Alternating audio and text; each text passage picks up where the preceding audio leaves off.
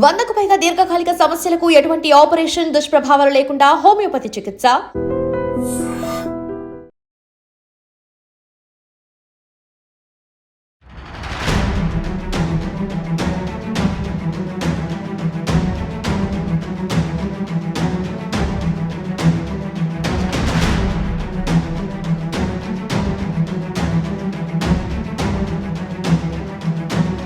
లోపల ఎంతమంది స్టాఫ్ ఉన్నారండి?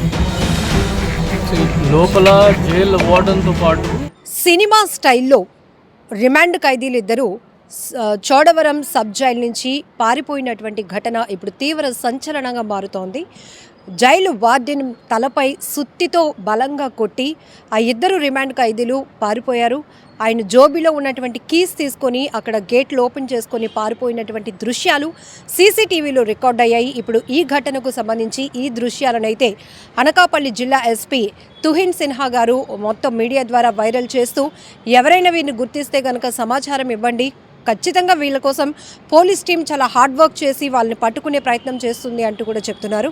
అయితే ఇక్కడ రిమాండ్ ఖైదీలు ఇద్దరు పేరు కూడా, ఒకరు నక్కా రవికుమార్, పెన్షన్ సొమ్ము కాజేసినటువంటి ఘటనలో కోర్టు వీరికి రిమాండ్ విధించడంతో ప్రస్తుతం చోడవరం సబ్ జైల్లో రిమాండ్ ఖైదీగా ఉన్నాడు. ఇంకొకడు బెజవాడ రాము, ఇతను కూడా ఒక దొంగతనం కేసులో పోలీసులకు పట్టుబడి ఆ తర్వాత కోర్టు రిమాండ్ విధించడంతో ఇప్పుడు రిమాండ్ ఖైదీగా ఉన్నాడు.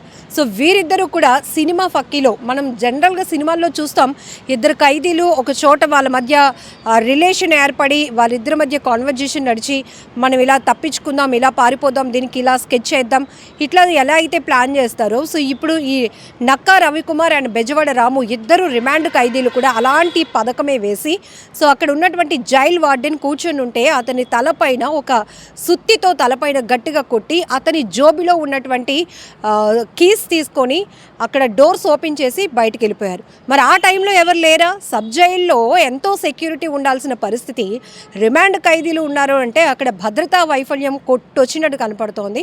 సో ఆ టైంలో ఎవరు లేరా అంటే జిల్లా ఎస్పీ గారు ఒకటే మాట చెప్తున్నారు.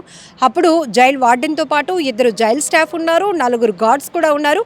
బట్ వాళ్ళంతా డిఫరెంట్ ప్లేస్లో, అంటే అదే ప్రెమిసెస్లో వేరే వేరే వర్కుల్లో ఉండటం వల్ల ఈ ఘటన జరిగింది అని ఆయన చెప్పుకొస్తున్నారు. ఏదైనా ఈ ఘటనపై ఆయన సీరియస్ అవ్వడంతో పాటు 100% దీనిపైన హార్డ్గా వర్క్ చేసి వాళ్ళు తప్పించుకుని పారిపోయినటువంటి ఇద్దరు రిమాండ్ ఖైదీలను కూడా పట్టుకుంటామని కూడా ఎస్పీ గారు చెప్తున్నారు. సో ఇక్కడ మనం ఒక్కసారి డీటెయిల్స్ చూస్తే కనుక ఈ నక్కా రవికుమార్ అలానే వీళ్ళిద్దరూ ఏంటంటే ఈ గార్డ్స్ ఉన్నప్పటికీ కూడా ఎవరైతే వార్డెన్ అక్కడ కూర్చొని ఉన్నటువంటి వీర్రాజు తలపైన కొట్టి వాళ్ళు పారిపోయిన ప్రయత్నం చేశారు. బెజవాడ రాము 27 ఇయర్స్, అలానే నక్కా రవికుమార్ కూడా ఇంచుమించుగా అంతే ఏజ్ ఉంటుంది. సో వీళ్ళిద్దరిలో కూడా బెజవాడ రాము అనే వ్యక్తి మాడుగుల పోలీస్ స్టేషన్ పరిధిలో ఒక దొంగతనం కేసులో నిందితుడిగా ఉన్నాడు. నక్కా రవికుమార్ అయితే 30 సంవత్సరాలు పంచాయతీ విలేజ్ సెక్రటరీగా పనిచేశాడు. టేకూరు అనంతగిరి మండలంలో పనిచేస్తుండగానే పెన్షన్ సొమ్మును కాజేసినటువంటి కేసులో ప్రస్తుతం ముద్దాయిగా ఉన్నాడు.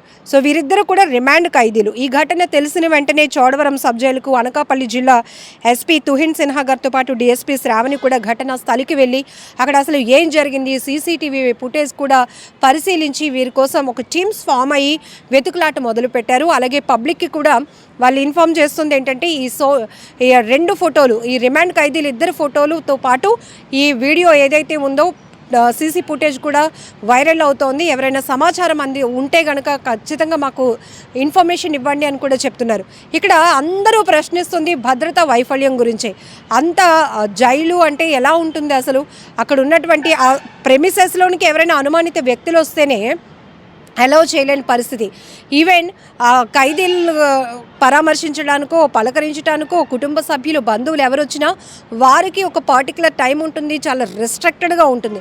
అలాంటిది ఇద్దరు రిమాండ్ ఖైదీలు ఇంత ఈజీ ఎందుకు అంటున్నామంటే ఇక్కడ సీసీటీవీ రికార్డ్ అవుతుంది కదా, ఒక జైల్ వార్డెన్ అక్కడ తన ప్లేస్లో కూర్చొని అక్కడ విధులు నిర్వహిస్తున్న వ్యక్తి పైన వాళ్ళ సుత్తితో కొట్టి అక్కడ అంత టైం పట్టింది. తర్వాత అతను జోబులో నుంచి తాళాలు కూడా తీసుకొని గేట్ ఓపెన్ చేసి వెళ్ళిపోయారు. అంటే ఇది ఎంత దర్జాగా వాళ్ళకి ఇచ్చినటువంటి అవకాశంగానే సీసీటీవీలో చాలా రిలాక్సేషన్గా కనపడుతుంది మొత్తం విజువల్ అంతా.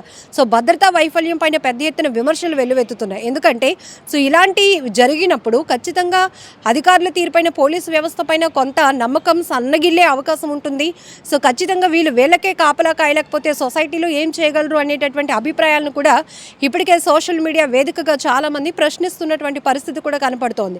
సో ఎందుకంటే ఆ ప్లేస్లో ఎవరు లేనప్పుడు వీళ్ళిద్దరు ఇంతలాగా స్కెచ్ వేసి ఒకరిని అంతలాగా గాయపరిచి సుత్తితో కొట్టి వెళ్తున్నా కూడా సీసీటీవీ మరి అక్కడ మానిటర్ చేయడానికి కూడా ఒక కంట్రోల్ రూమ్లో ఒకరు ఉంటారు. ఎందుకంటే ఎప్పటికప్పుడు మనం సినిమాల్లో కూడా చూస్తాం, మిగతా ఇప్పుడు కాలేజీలో స్కూల్లోనూ కానీ లేకపోతే ఏదైనా బిజినెస్ ప్రెమిసెస్లో కూడా ఒక పెద్ద టీవీలోని మొత్తం ఎన్ని కెమెరాస్ అయితే ఉన్నాయో అన్నిటికీ కనెక్టివిటీ ఉంటుంది.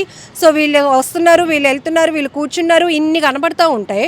మరి అలాంటిది ఒక సబ్ జైల్లో, చోడవరం సబ్ జైల్లో ఇంత భద్రతా వైఫల్యం ఏంటి అనేది ఒక్కరు కాదు ఇద్దరు ప్లాన్ చేసుకొని పథకం ప్రకారం వాళ్ళ మధ్య అలా డిస్కషన్స్ నడుస్తున్నప్పుడు కూడా ఇంతకుముందు వీళ్ళిద్దరూ వేరు కేసుల్లో ఉన్నటువంటి నిందితులు.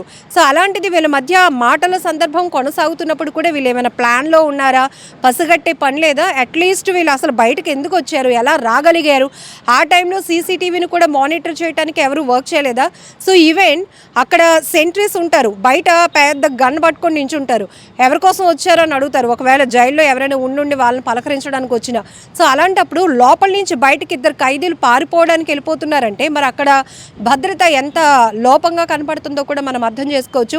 సో ఏదేమైనా ఈ ఘటన మాత్రం చాలా సీరియస్గా తీసుకోవాల్సినటువంటి అంశం. ఇంతకుముందు కూడా ఒక జైల్లో ముందు రోజే కుటుంబ సభ్యులు పలకరించడానికి వస్తే అతను చలించిపోయాడో లేకపోతే అతనిలో పరివర్తన వచ్చిందో లేకపోతే కుటుంబాన్ని వదిలి ఉండలేను అనేటువంటి తాపత్రయమో తెలీదు. సో ముందు రోజు ఫ్యామిలీ అతన్ని పరామర్శించడానికి వచ్చిన రోజే నెక్స్ట్ డే అతను ఏం చేశాడంటే జైలు నుంచి పరారైపోయినటువంటి పరిస్థితులు. సో ఇలాంటివి చూస్తున్నాం. జనరల్గా వీళ్ళకి ఏంటంటే లోపల అనేక స్కిల్స్ కూడా ఏర్పాటు చేస్తారు.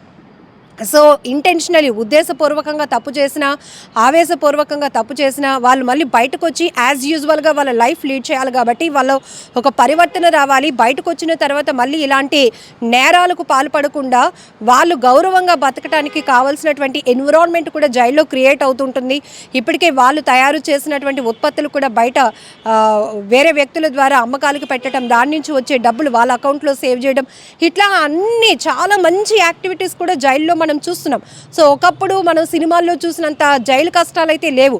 వాళ్ళు కూడా మ్యాక్సిమం ఆర్డినరీ లైఫ్ లీడ్ చేస్తారు. కాకపోతే కుటుంబానికి దూరంగా ఉండేటప్పుడు వాళ్ళు ఒక పరివర్తన వస్తుంది. నేను ఈ తప్పు చేయడం వల్ల ఇన్ని రోజుల పాటు కుటుంబానికి దూరంగా ఈ జైల్లో ఉండిపోవాల్సి వచ్చింది అనేటటువంటి పరివర్తన వస్తుంది. దాంతోపాటు లోపల అనేక రకాల స్కిల్స్, చదువు మీద ఇంట్రెస్ట్ ఉంటే కనుక చదివించే వాళ్ళు ఉంటారు. ఇట్లా రకరకాల యాక్టివిటీస్ జరుగుతాయి. మరి బయటకు వచ్చి వీళ్ళు ఒక పరివర్తనతో మళ్ళీ ఎలాంటి తప్పులు చేయకుండా ఉంటారేమో అనే ఆస్కారం కూడా లేకుండా ఇప్పుడు లోపల నుంచి ఉంటుండగానే, రిమాండ్లో ఉంటుండగానే ఈ ఖైదీలు ఇద్దరు ఇలా సినిమా స్టైల్లో స్కెచ్ వేసి ఒక జైలు వార్డెన్ని ఎంత తీవ్రంగా సుత్తితో కొట్టి గాయపరిచి పరారయ్యారంటే సో ఇదంతా సీరియస్గా తీసుకోవాల్సినటువంటి విషయం. ఏదేమైనా ఇప్పుడు ఈ ఘటన చాలా సంచలనంగా మారింది. మరొక వైపు ఈ ఘటనకు సంబంధించినటువంటి సీసీటీవీ ఫుటేజ్ కూడా సోషల్ మీడియాలో చాలా వైరల్ అవుతుంది. సో జిల్లా ఎస్పీ గారు ఒకటే చెప్తున్నారు, టీమ్స్ అయితే వర్కౌట్ చేస్తున్నాయి. సో పరారైనటువంటి ఇద్దరు వ్యక్తుల కోసం కూడా తీవ్రమైనటువంటి గాలింపు చర్యలు కొనసాగుతున్నాయి. అలాగే మీకు ఎవరికైనా ఇన్ఫర్మేషన్ ఉంటే కూడా మాకు ఇమీడియట్గా సమాచారం ఇవ్వండి అని కూడా చెప్తున్నారు. సో ఈ ఘటనపై మీరేమనుకుంటున్నారో కూడా కామెంట్ బాక్స్లో మెన్షన్ చేయండి.